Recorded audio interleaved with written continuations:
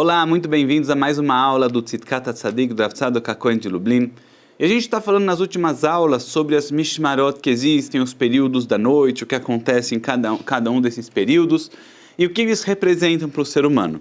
Então, continuando um pouquinho esse tema, a gente falou que no Mishmar, na segunda parte da noite, os Klavim Tzoakim, os cachorros, eles gritam. E isso daqui acontece justamente quando todo mundo está dormindo. O segundo período da noite é o período mais escuro, o período onde a maioria das pessoas já estão dormindo, já estão adormecidas. No primeiro período ainda tem pessoas que estão acordadas. O segundo período é um período onde tem uma sonolência maior, uma falta de consciência maior no mundo. Aí o cachorro, ele grita. Então ele fala, o que isso aqui representa para a gente muitas vezes em espiritualidade? A gente já falou nas aulas anteriores que muitas vezes a tefilá, ela tem a ver com esse grito dos cachorros. E ele fala que o quê? Que é preferível para a pessoa quando ela vai rezar, ela rezar num lugar, num ambiente onde não vai ter pessoas que vão atrapalhar ela. Porque muitas vezes acontece da pessoa querer rezar, e existem pessoas que elas vão acabar desvirtuando a nossa tefilá. E ele fala não só às vezes com bagunça, com conversa, mas muitas vezes até mesmo nas kavanot, onde as pessoas elas vão estar direcionadas muitas vezes a tefilá para os interesses dela ou para as coisas pessoais dela. E toda a ideia da tefilá, o grande segredo da tefilá, é a gente conseguir quebrar o nosso ego e rezar para as necessidades da Shekhinah, para o que Hashem precisa, para que Am Yisrael precisa. Tanto é que muito Sidurim está impresso no início da tefilá uma Kabbalah, onde a gente fala Hareini mekabel alai mitzvat aseh shel ve'avta l'reacha kamocha. Antes de rezar, a pessoa fala, eis que eu estou recebendo sobre mim a mitzvah deoraita de amar ao próximo como a mim mesmo.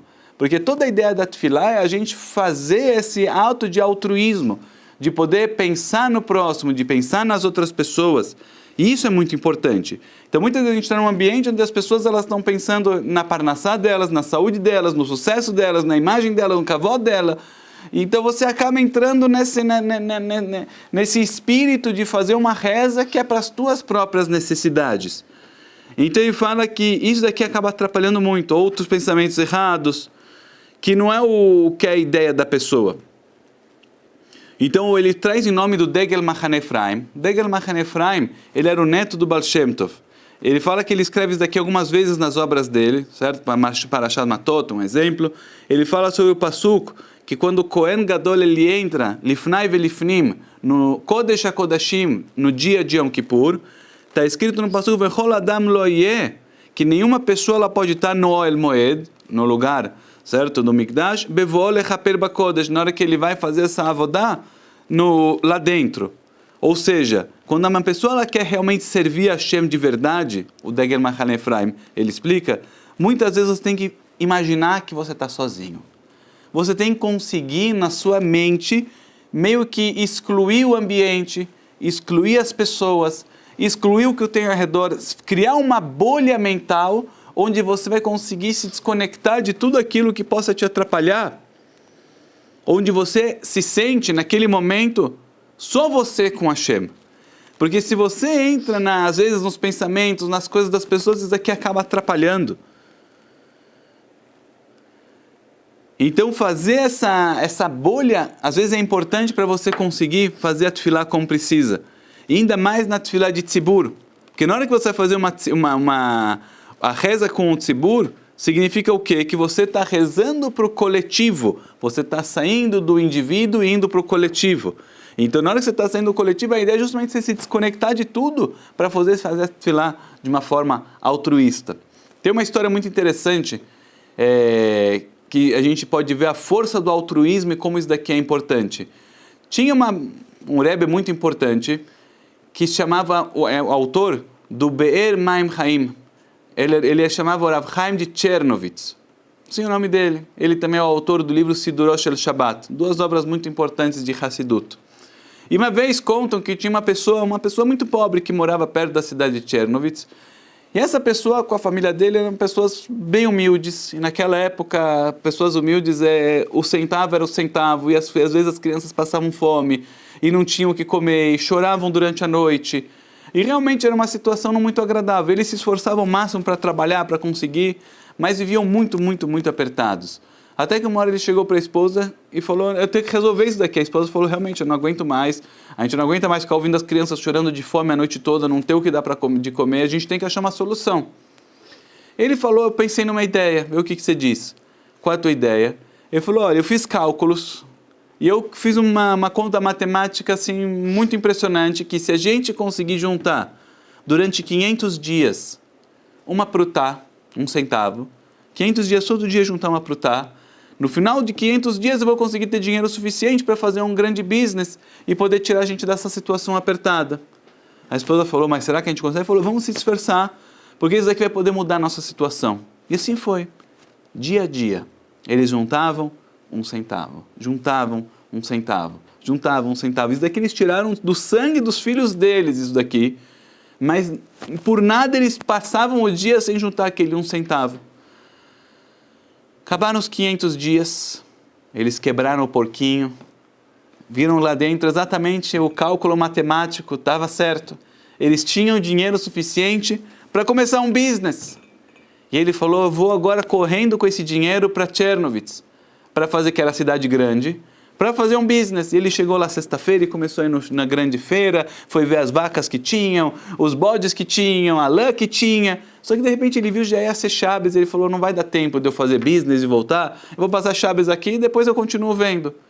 Então ele foi onde, eu estou com muito dinheiro, o que eu vou fazer? Ele foi na casa do rabino da cidade, do Rav Chaim, falou, Rav, minha história é essa, eu juntei dinheiro, vim aqui para fazer business, já vai ser Shabbos, posso guardar o dinheiro com você? Eu tenho muito medo de deixar o dinheiro por aí, para ninguém roubar. O Rav falou, claro, Bessimcha, com o maior prazer. Ele falou, mas você tem onde comer Shabbos? Ele falou, não. Ele falou, então você vai comer na minha casa, vai dormir na minha casa e vai guardar o dinheiro na minha casa. Shoy, ele pegou o dinheiro, estava lá indo guardar, quando de repente alguém bate na porta da casa do Rav. O Rav abre a porta, era uma mulher que estava toda com uma aparência muito ruim, uma aparência muito triste. E ela gritando para ele, Rav, me salve, eu preciso da tua ajuda, Ele falou, mas o que você quer que eu faça? O que você precisa? Daí ela falou para ele, Rav, você não sabe, eu sou uma pessoa que era casada com uma pessoa muito rica, um dos grandes ricos aqui da cidade, e esse homem, ele faleceu, esse meu marido faleceu faz 1 mês. Só que o que aconteceu? A gente perdeu todo o dinheiro. E na hora que ele faleceu, eu descobri que na verdade ele tinha pego um monte de dívidas para manter o nosso status da família. E ele acabou falecendo, a gente não só que não tem nada, como ele está cheio de dívidas. Motzei Shabbat, eu tenho o casamento da minha filha. Está marcado o casamento da minha filha. A gente prometeu dar um dote, pagar o casamento. Eu não tenho nada, Rav. Eu não tenho nada, eu não sei o que eu vou fazer. Até agora eu não queria abrir a boca, porque eu tinha muita vergonha.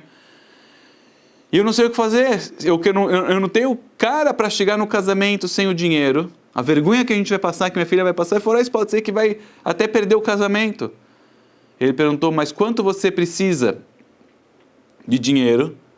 Ela falou, eu preciso de tantos 1000 rubel. Era justamente a quantia que aquele cara tinha no saco. O Rav falou, não tenho de onde tirar esse dinheiro agora. Tantos milhares de rubel agora, nesse segundo, não tenho como, já meia hora vai ser Shabbos, não tenho o que fazer. E daí aquele homem ouviu aquilo e falou, Rav, eu quero dar o meu dinheiro para ela. O Rav falou, de jeito nenhum, isso aqui é um dinheiro que você juntou durante 500 dias, não tem como fazer você dar para ela esse dinheiro, você é louco? Você guarda esse dinheiro, não tem nada a ver com você esse problema. Ele falou, não, eu faço questão. Que assim como 500 dias eu consegui juntar, eu posso depois juntar de novo 500 dias. Eu quero dar para ela esse dinheiro. Ela falou, não, você não tem obrigação nenhuma. Ele falou, mas eu quero, eu faço questão. Ele pegou aquele dinheiro todo, que era exatamente a quantia que ela precisava, deu na mão dela, olha, a cara dela se encheu de alegria, se encheu de um brilho espetacular. E ela agradeceu muito e voltou para casa. O Rav Chaim de Chernovitz olhou para aquele homem e falou para ele, meu querido, isso que você vai ser uma pessoa riquíssima, eu não tenho dúvida nenhuma, não precisa nem de uma brachá para isso. Isso que você vai ter arihut yamim, seus dias vão se estender durante muito tempo, você vai viver bastante, eu não tenho dúvida nenhuma, com certeza isso daqui vai acontecer. Eu quero te dar uma brachá especial. E a brachá vai ser que a partir de agora, você vai começar a sentir o prazer verdadeiro de Shabbos. Assim você vai todo Shabbos vai sentir o verdadeiro prazer do que é Shabbat. E ele deu uma brachá para ele sentir o Shabbat. Ele respondeu amém. Esse homem se chamava Moshe David. Esse Moshe David voltou para a cidade dele, sem dinheiro, sem business. Mas uma coisa estranha aconteceu quando ele chegou Shabbat na sinagoga, ele começou a sentir uma alegria, ele começou a sentir um fervor, ele começou a sentir uma coisa tão maravilhosa, tão fantástica. O pessoal falou, Moshe David, você tá mexicano? O que aconteceu? Ele falou, não sei, eu estou sentindo uma coisa que eu nunca senti na minha vida. Ele começou a sentir uma alegria em Shabbat, e assim foi todo Shabbat. Ele sentiu uma alegria que ele saía de si. Ele teve muito sucesso na vida dele, ele conseguiu se tornar muito rico, ele fez questão de construir uma sinagoga, que era chamado Beis Medrash de Moshe David, a sinagoga do Moshe David. Essa sinagoga, ela existiu até o Holocausto, na cidade de Chernobyl. Ele deu isso daqui em honra do Rav Chaim de Chernobyl, do Ber Maim Chaim. Ela foi queimada no Holocausto, mas tiveram pessoas que rezaram nessa sinagoga, que sobreviveram ao Holocausto, que lembram dessa sinagoga, a sinagoga do Moshe David, que ele construiu. E essa pessoa, não só que ele viveu muitos anos, como todos os netos dele, todos sobreviveram ao Holocausto, mesmo aqueles foram levados para Auschwitz, todos eles por milagres e milagres, todos que eram descendentes dele, conseguiram passar, seja por Auschwitz ou por todos os campos, chegaram nos Estados Unidos sem um centavo, e todos os descendentes deles se tornaram milionários, e hoje em dia são famílias riquíssimas, com muito, muito dinheiro. Todos os netos deles se recomporam, e ficaram pessoas de status grande, pessoas sérias que cumprem Torá, e têm um status grande com toda a brachá do que ele recebeu, com o ato dele. Mas o bonito da história é o quê? Você vê, é óbvio, se a pessoa fez um ato dele, é óbvio que ela vai ter sucesso. É óbvio que ela vai viver bastante. Mas a brachá que o Rebbe quis dar para ele é para ele sentir o Shabbat de uma forma verdadeira. Na hora que a gente faz um ato altruísta, ele não pensou em nenhum segundo, né? Imagina 500 dias você juntando, tirando do sangue dos teus filhos, para poder criar algo maior, e você pegar tudo isso e destruir num segundo. É uma coisa muito grande. Então, na hora que a gente faz para o outro, e isso faz de verdade, não faz pensando em voltar, faz de verdade, a Hashem faz que a gente acaba recebendo muito mais. A hora da tefilá é um momento de altruísmo, é um momento de você poder fazer para a Am Yisrael, é um momento de você poder quebrar os seus interesses e pensar na Shekhinah, pensar em Hashem, pensar no Beit HaMikdash, pensar em Mashiach, pensar em tudo, e realmente pedir, e sofrer, e sentir as necessidades de Am Yisrael. Está escrito que quando o Paró, ele viu que ia nascer um Mashiach que ia salvar Am Yisrael, ele chamou 3 conselheiros. 3 pessoas ele chamou para o conselho dele. Um deles era Bilam, um deles era Iov, Jó, e outro deles era Itró, os 3 conselheiros. Ele falou, o que eu faço? Então, Bilam falou, mata os bebês. Itró, quando ouviu isso, matar bebê, fugiu, falou, como assim matar bebê? Fugiu de lá, foi para o canto dele. Iov ficou quieto. O que aconteceu com Iov? Ele acabou recebendo sofrimento. O castigo dele, que ele ficou quieto, foi que ele recebeu sofrimento. Então pergunto, não entendo. Porque não é que ele falou mata o bebê, não é que ele também fugiu. Ele ficou quieto, porque uma pessoa que ficou quieta recebeu todos aqueles castigos e sofrimentos, e perdeu tudo, e desgraça, e dor, e doença, que todo o livro de Iov descreve, todo né, o sofrimento que ele passou, sofrimentos de Jó, até hoje no jargão popular, né, a pessoa está sofrendo como Jó, uma coisa que é um sofrimento muito grande, porque ele mereceu tudo isso. Então explicam que, imagina só, você está indo com os seus filhos no parque, vem passeando com as crianças no parque, e de repente você ouve que pá! Alguém caiu. Houve um choro. Você sai desesperado. Quando chega, Baruch Hashem, né, meu filho, é o outro. O que é isso? Se fosse o seu filho, você estava lá toda apreensiva, se machucou, se cortou, se hospital. Se é o filho do outro, não. A pessoa fica tranquila. Quer dizer o quê? Que não é seu aquilo. Se fosse o seu, ia doer, você ia gritar, você ia se preocupar. Na hora que você vê que não é seu, você faz, não. Tá bom, alguém vai cuidar, alguém se culpa, a culpa daquela criança. Hashem falou para Iov, se você sentisse que matar aquelas crianças era uma coisa pessoal sua, você não ia ficar quieto. Você ia gritar, você ia rasgar as roupas, você ia chorar, você ia implorar, você ia fazer alguma coisa. O que é essa apatia? O que é essa indiferença? Significa que não doeu em você. Que você ainda acha, tá bom, vai matar os nenês. Eu vou ficar quieto, não é correto, não é o educado, não é o que se faz, não é o mussar, mas né, quem sou eu para falar alguma coisa? Não deu no seu calo. Se alguém viesse para você e pisasse no teu calo forte, na tua unha cravada, Você não ia pensar se é certo, se é errado. Você ia gritar, você é urrar, pisou na tua dor. Se você não está gritando, quer dizer que não tocou em você. Hashem manda para ele sofrimento. No sofrimento ele grita, ele chora. Hashem fala, agora você grita, né? Agora se dói para você, não é? Agora você está reclamando, agora você está chorando. Por quê? Porque tocou em você. O problema foi que você não sentiu que os outros eram importantes o suficiente para doer em você.